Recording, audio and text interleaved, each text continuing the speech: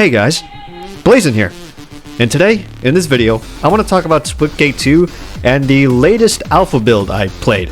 Now unfortunately I can't show footage, they said I wasn't allowed to, so that's a big rip. So I guess enjoy some old Splitgate 1 gameplay that I literally just went back into the game just to get, just to get this quick footage. Just to have something Splitgate related while I talk about this shit. Enjoy me getting shit on. This is kind of going to be a response video to the first alpha build that I first played. You know that one video where it was pretty divisive for sure? It's actually, I think, one of my more controversial videos on my channel. And honestly, even after the first alpha build and whatever, Splitgate 2 was doing or whatever the devs were changing or whatnot, my mind hasn't changed for a while. It was dead set on that. However, since I played the latest build, my opinions have definitely changed for the better. So this is kind of going to be a bit of an opposite compared to that first video I made. Alright, let's get started. So one of the things I said in the first video I made was, I said Splitgate 2 was a hero class based shooter. My opinion is still on that, but now it's a little opposite. Instead of calling it like a hero class based shooter, now I'm viewing it more as a class based hero shooter. You know what I mean? Like the classes and the loadouts take a bigger picture than the hero aspects. So the hero aspect is taking a back seat, while the loadout aspect is front and center. Like your primary weapons, your attachments, your perks, and all that shit. The hero aspects are still there, but they're just not as intrusive, which thank God, except for one, which I'll get into. Another thing I said was Splitgate 2 is not an arena shooter. Yeah, I still hold that opinion. Splitgate 2 is not an arena shooter. Basically, my overall thoughts on the game as a whole with Splitgate 2 is that I just don't see it as a successor to the original Splitgate. It's a different game, which I thought was bad in the first place because I think the first alpha build was balanced terribly. I think that's the biggest thing as to why I may have liked the latest build that I recently played. I think the devs really balanced things out a lot better. I'm going to play this quick clip from the CEO of 1047, and I'm going to respond to it. We wanted 90% of what determines a gunfight winner to be who has the better aim, who has the better movement, who has the better portal mechanics. That extra 10% is where the equipment and the abilities come in, but really that's the icing on the cake. I'm so happy he has that mindset, and I really do think the first Splitgate game really represents that. However, when Splitgate 2 was first showed off, and it was showing off all the abilities, and of course when I played the first alpha, you had these fucking loadouts and all this crap that they added, and it's just like, how the fuck how the hell are you supposed to have an even fight with all this crap that you've added? Like the ultimates, the perks, the loadout options, passive team abilities, like all of that goes against on what it means to have an even fight, and really defeats the purpose on who has a better shot. And I will always use this as the best example. Again, someone chooses to have a shotgun as their primary, and let's say I'm using a fucking rifle. We come around the corner. Who's gonna win? The shotgun guy, obviously. All he has to do is one tap me and I'm dead. I literally have no chance to outplay him. Like, that's the way how Call of Duty works, and the first Splitgate alpha I played. However, with the latest alpha build, kind of a different story. Now I'm going to explain a similar scenario in Splitgate 2 that I had in the latest build. Alright, so to really test the gun balancing, I guess, I was using the Cadence rifle, again, from Arrows. And I was using it on, I think, probably the smallest map in Splitgate 2 at the moment. It's called Zenith. For those that played the alpha will know what that map is. It's that one purple map. So, I'm using pretty much a mid to long precision rifle on paper on a very CQC small map. So, theoretically, I'm shooting myself in the foot, as obviously using a precision rifle on a very small map with a lot of tight corridors sounds like a recipe for disaster. However, it ended up being one of, if not the best match I've had in the latest alpha build. Alright, now for the shotgun scenario.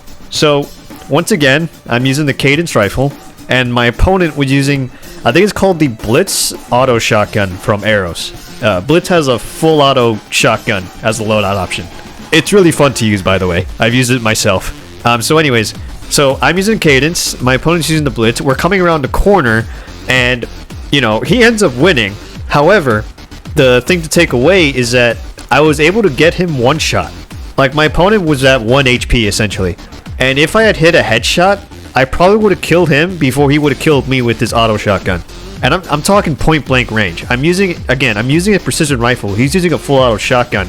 And just the fact that I was able to get him one shot means that I actually could have potentially outplayed him if I had landed at least one more headshot. Which that's a good thing. Because again, if this were a Call of Duty scenario, I would have died in less than a second. And would have no chance to outplay him whatsoever. I think one of the biggest changes that they did was in the TTK.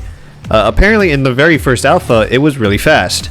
And then in the latest alpha, they slowed it back down to how Splitgate 1 was. Also made a lot of changes to balancing. We increased time to kill. We knew that the Splitgate 1 time to kill felt good, but we wanted to push the limits and see, hey, if we change it up a little bit, how does it feel? So we shortened it in the alpha, heard the feedback, players wanted it longer again. So that's what we did. It virtually is exactly the same as Splitgate 1's time to kill now. I wonder if just slowing down the TTK might have been the biggest change as to why I was able to do so good with a rifle in a very small map, where I can easily be beaten by assault rifles, shotguns, and submachine guns. Honestly, that's all I really wanted to talk about. My biggest concern was just weapon balancing, and at least in my opinion, I think they got it right. Now I know the open alpha is coming out really soon, and I'm hoping when the actual game does come out, I hope that when people create their loadouts, it's not a matter of, there won't be such thing as meta builds or, this is a must-have build or here's my loadout, etc. Like, oh, this is the best loadout. It'll be just about, here's my loadout and this is how I like to play. And each faction, quote unquote, we'll use 1047's language, have the same weapon archetypes. Each faction has their own assault rifle, burst rifle, carbine, SMG, and shotgun.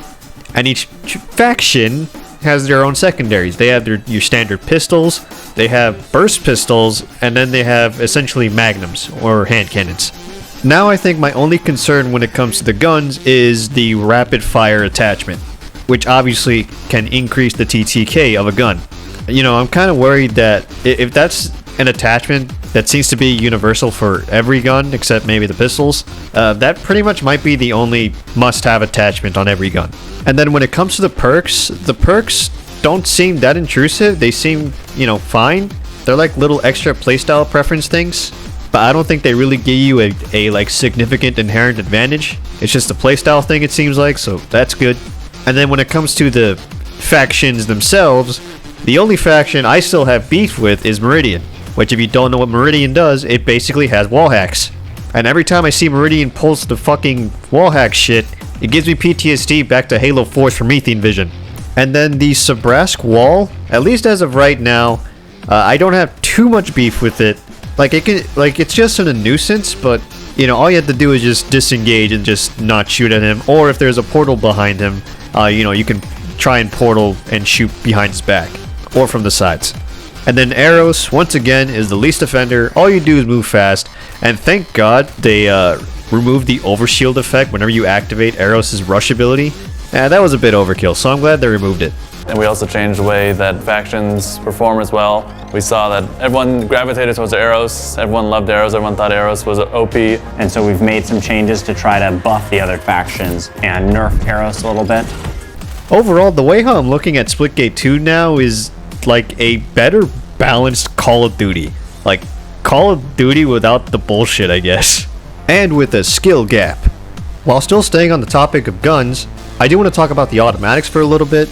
So I did try all of the classes assault rifles again, and I really do think that TTK change, like slowing it back down to Splitgate 1, really did make a difference. Because yeah, the automatics are still like easier to use, relatively speaking, but I don't know if they made any changes with like shot magnetism or aim assist, but I definitely did feel like I had to use my right stick more to, to actually aim and track my target versus relying on aim assist and shot magnetism, which is what it felt like in the first alpha. But this alpha, it felt like I actually had to aim more, so that is good.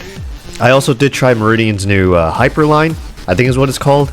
Meridian, this latest build, got a new precision rifle, carbine, and it literally does feel like the carbine from Halo. It was fun. I also did try Sabrask's new a burst rifle. I think it was called the Jackhammer. It's like a 2-round burst rifle. That was really fun. I did not try any of the SMGs just because I figured, just try out the assault rifles as a test to see how the automatics are performing. Are they Are they brain dead stupid? Do they actually take some thought? And it seems like my impressions, it seems like the automatics take some thought. And then to talk about the Blitz auto shotgun from Arrows, it definitely did feel like the Blitz had like no aim assist, which is fine. I mean, it's a shotgun. You have a big circle reticle. I actually didn't try out any of the new secondaries that they added. The only one I did try was Arrows' new Magnum. It's I think it's a bolt action pistol, which is very interesting, and it was fun to use. However, I feel like it's kind of busted maybe, because I used that combined with the auto shotgun, and I feel like I kind of found a broken setup. Of course, I was the one having fun. I don't think it was much of the auto shotgun. I think it was the bolt action pistol. It might do a little bit too much damage than it should. I don't know. Maybe it's not broken. Maybe I don't know. Maybe something that 1047 could look at with that bolt action pistol. I was basically playing shoddy snipes with it, combined with the auto shotgun. And of course, I think I added barrel extension and I think a laser sight to the auto shotgun. And overall, those are all of my thoughts on the guns and the way how they're balanced. It seems like they got it right. And again, it seems like there won't be like a meta thing. It's just make your own loadout and have fun. Not to talk about the maps and game modes real quick. The maps, I didn't hate them. They're fine. I don't think there was a map that came up and be like, oh fuck this map, you know? Like all the maps are fine. So I have no beefs with the maps, including the new ones that they added whatsoever. And then with when it comes to the game modes and rounds, I'm gonna be honest, I wasn't really paying attention to the game modes. Like I know they're doing a round-based system with Splitgate 2, and I know there was split ball, but I'm gonna be real. I wasn't concerned about winning or like just worried about how the game mode plays. I was more focused on the gunplay, the movement, the overall feel of the game. How's the balancing? What's gonna be cheese? Is there any cheesy shit that noobs can abuse? That's what I was mostly concerned about, which on that front seems fine. But when it comes to the game modes, honestly, I can't really tell you. Like I said, I wasn't really paying attention to it. My concern wasn't about winning or losing. I didn't care. All I cared about was, hey, is this game fun? Can I just run around and shoot? And can I really outplay my opponent, despite the loadouts having shotguns and Meridian's wall hacks? And I think that's my overall thoughts on Splitgate 2 and the latest alpha build I played. Overall, I had way more fun with the latest alpha compared to the first alpha. And I say this video is past 10 minutes, so I should really wrap it up. And no, that's not on purpose.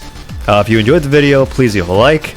Share the video around to let people know that Splitgate 2 exists and that it's coming out. And leave your comments down below on what you think of Splitgate 2. Have you played the latest alpha build? Are you looking forward to the game? Is there anything you want in Splitgate 2 that hasn't yet to be revealed?